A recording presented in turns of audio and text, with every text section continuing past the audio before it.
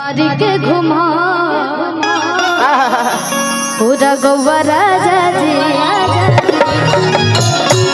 भैया आवे के बा तो मारी मारी के घुमा पूरा गौवा राजा जी मारी के घुमा पूरा गौवा राजा जी ले ले हसन गमा गौवा राजा जी ले ले हसन गमा गौवा राजा जी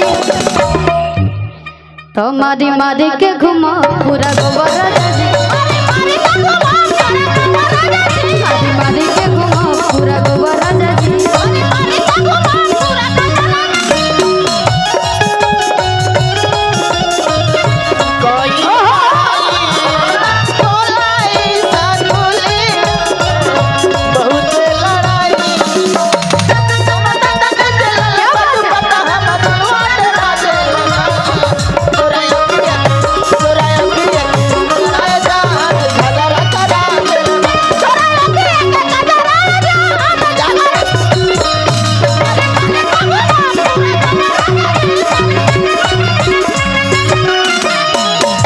औरत ने ना पता बदे जो ना घर में 2-3 गो मेहरारू रह ले जा उ का कह ले जा रो पीछे ना रोतन ले आई ना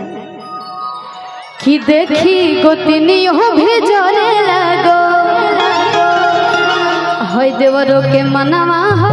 रे लगो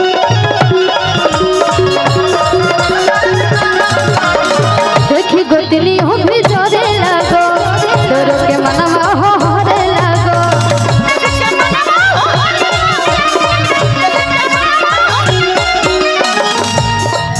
आज बहुआ में पायल छमकौवा राजा जी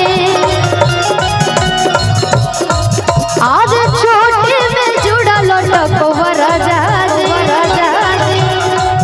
आई तने हमने बनान तो ले जा तो मारी मारी के घुमा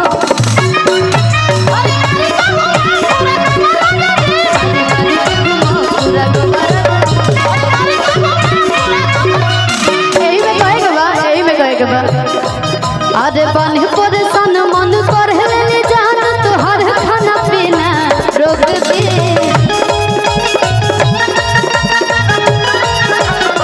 बन परेशान मन कर ले जान तो हर खाना पीना रोक दे कि तोहरा जैसन मारा दके आ माथा के दर्द के चूल्हे